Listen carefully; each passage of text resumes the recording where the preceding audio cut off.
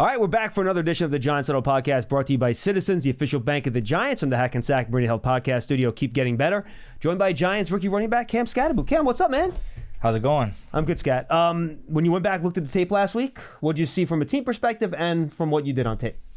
Everything was good, man. We executed at a high level. Obviously, there's a couple plays that we wish we could have got back, but we did a lot of good things. The energy was high. The sidelines, the energy was high. And, you know, the crowd we had there that we felt was felt. So I feel like coming home now for the first game is going to be an awesome experience to be able to feel that energy through the whole stadium. So I saw the video that the NFL put up on social. Did you get the touchdown ball? Yes, I finally got it. You got it? Who had it? I finally got it. The equipment staff grabbed it for me. Nice. All right, good. I'm very happy you got that. All right. When you took a look at that 1-4 down play, I'm sure you and Russ talked about it. Anything that you guys could have done better communication-wise, you in terms of trying to catch that pass in the flat on that crucial fourth down? That was on me. You know, I catch those balls in practice, so Russ expects me to catch those. And you know, I was a little thrown off balance right when I touched the ball, but there's no excuse for that. I mean, I dropped the ball, and you know, it happens here and there, but it won't happen again. That's for sure. You have excellent hands. You're a great receiver, so that obviously won't. Pass protection. That's what I want to talk to you about. You're really good at it. Why do you take so much I'm assuming you do take a lot of pride in it. Why is that important to you, and why do you think you've been so effective at it early in your NFL career when really that's what a lot of times holds rookie running backs back? Yeah, I was told that I sucked at it in college. The reason I probably was a second round back, a fourth round back, and not a second round back is because of my pass protection. That's what they thought. You know, he can't do it. He can't do it at this level. He's not smart enough. He's not big enough. All right, let me show you I can do it then. So these coaches are starting to trust me a little more in it, and you know, and finally showing them that I can do it. So I'll be ready for it whenever it comes out my way. What makes a good pass protector? Is it the physical mindset? Is it knowing where it's coming from? Is it everything? What makes a good pass protector? Yeah, you got to know where you be. Obviously, there's your keys and your reads that you know to know which guy you have. But if you're blocking a 260-pound linebacker, there's a mindset that comes with that. You know, at 5'10", 220 pounds, like. I got a 6'3", 260-pound linebacker running at me. Like, there's got to be a right mindset for that. So, I get everything I got, man. I have to fight for every battle that I go against, and you know, that's something I take pride in for sure. Just due to the fact that I'm the littlest guy on the field most of the time. So, you know, I got to continue to just prove myself. It's funny you mentioned that. What's been the biggest difference for you in terms of playing in an NFL game versus playing in a college game, whether it's competition or really anything that you think makes the biggest difference? Yeah, I mean, the guys are bigger, faster, stronger. I've always said it. Every level gets a little bit harder just because everyone's bigger, faster, stronger. And at this level, they're all smarter. You know, a lot of the guys on the defensive side of the ball are smart. That's why they play defense. They can work together. They play on a string. You know, they work together in different various ways. And, you know, you got to pick those things up on film. And the tackling at this level is a lot better too. You know, in college you got guys dipping their head, closing their eyes, trying to make a tackle. In the NFL, these guys are making pristine tackles, wrapping up, grabbing your ankles at the last second, doing those things. So as time gets on, I'll get used to that, but I'm slowly going to get rolling here soon. So, I mean, you were a great tackle breaker in college. You're one of the best in college football last year. What do you think it is about you and your running style that allows you to, and frankly, you've done it early in your NFL career too, that makes you so capable in terms of either making guys miss or making contact and breaking tackles? Yeah, I mean, I think I'm gifted with the ability to be able to use all the power that I have. I work out in that weight room. When we do work out and I build my muscle, I'm thankful that God gave me the ability to use all my muscle. And that at certain points, you know, when a muscle I'd never think I'm using, you know, I might use it in a time when I get hit by somebody and have to stay up on one leg and one arm. Sure. You know, my oblique might have to be activated that I might not work on a ton, but you know, I'm able to use that. So I think my body is just able to maneuver and activate when needs to be, even if I don't know. And I guess that's kind of the secret behind contact balance, right? You're just able to control your body and just kind of keep your center. Yeah, 100%. I mean, there's this weird shift that I feel when I get hit, and you know, my legs just go with it. So, nah, that's awesome. Huddle up, get in here.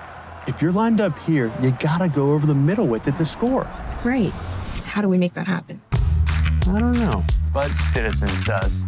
Make sense of your money with Citizens, official bank of Eli Manning.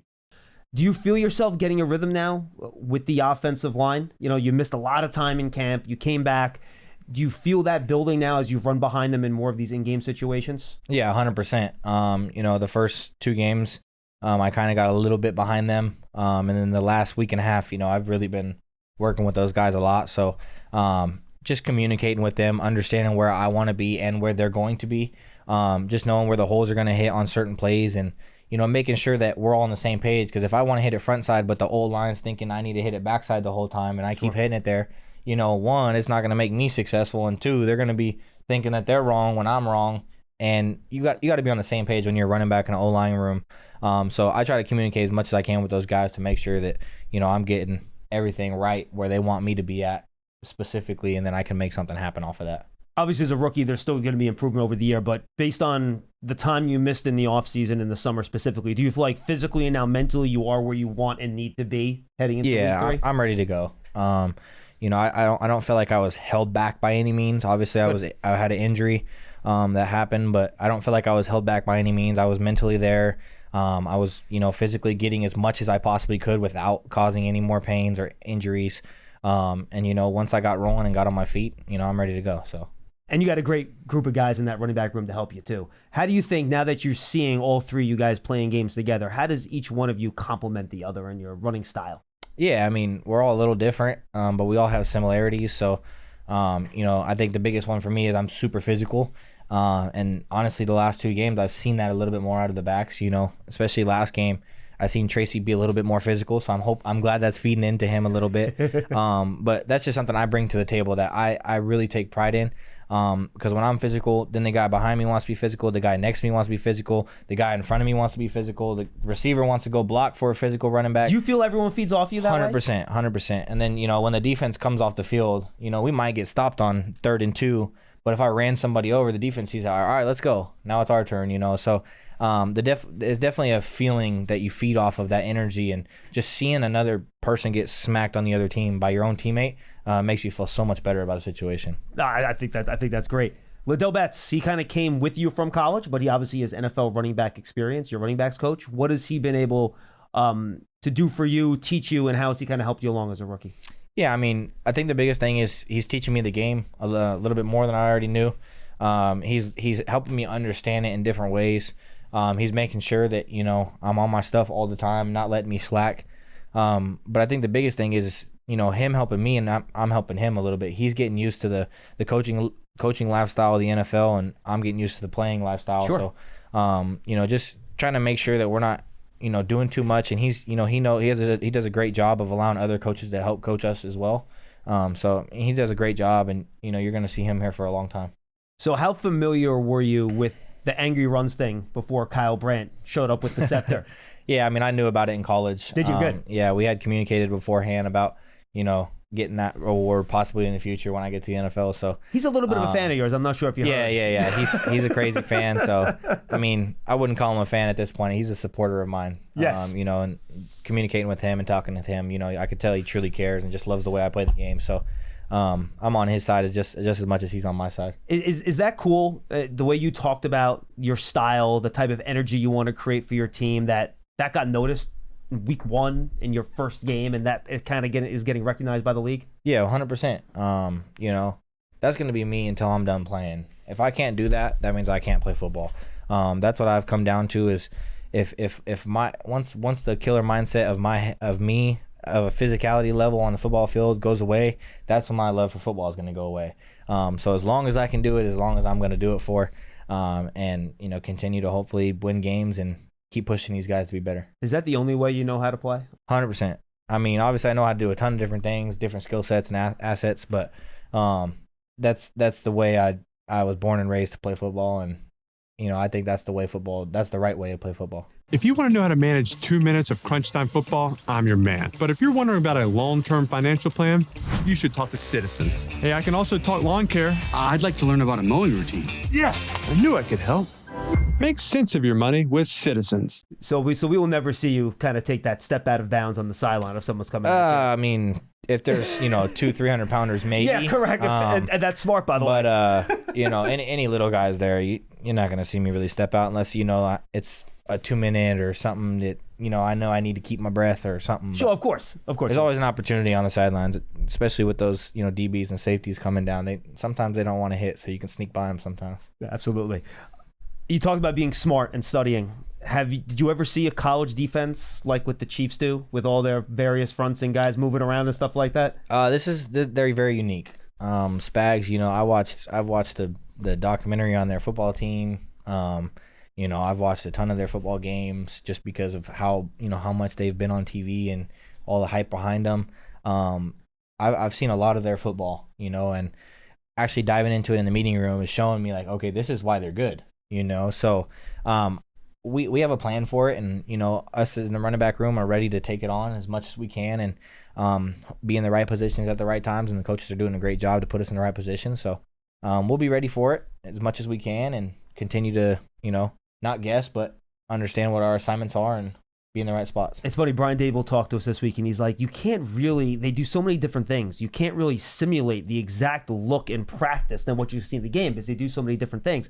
This is why I led with the pass protection question for you, right? That's going to be so important this week. You're not going to know. You're going to have 9 guys at the line. You're not going to know who's coming, who's dropping. When you're there and you're watching pre-snap, reading alignments, what's going through your mind? What's your process to figure out where I need to be, what my responsibility is, and to making sure that your quarterback doesn't get destroyed? Yeah, I mean, it's first guy, second guy, third guy, fourth guy, whoever you have. Your reads from 1 to 4. Depending on the play, obviously, right? Yeah. Absolutely, but at the end of the day, if you see somebody coming free, you don't let them go past you. So even if your guy doesn't come and someone else comes free because maybe someone else messed up, that's also your job. You don't allow your quarterback just to get a free hit. So if I have 3 guys in that protection and none of them come but somebody else comes free, I got to help. So we're gonna work off each other and make sure that we're in a good position to win. Finally, are you pumped up to you mentioned you heard the Giant fans in road buildings the first 2 weeks. Are you pumped to kind of get in front of the home crowd a little bit and show them what you can do? Yeah, I'm super excited. This is going to be an amazing experience for me. This is my new home, so I'm excited to get things rolling and get this crowd fired up and continue to work with this amazing group of people in this amazing market. Have you sensed how much the fans are excited to see you in person? Yeah, I'm super juiced. They're pumped for you, man. I felt a little bit in the preseason, but I know it's going to be a little bit different ball game in the regular season for sure. Scat, good stuff, man. Thank you. I appreciate it. Cam Skattebo, Giants rookie running back on the Giants Huddle podcast, brought to you by Citizens, the official bank of the Giants, and the Hack and Sack Murray Hill podcast studio. Keep getting better. We'll see you next time, everybody.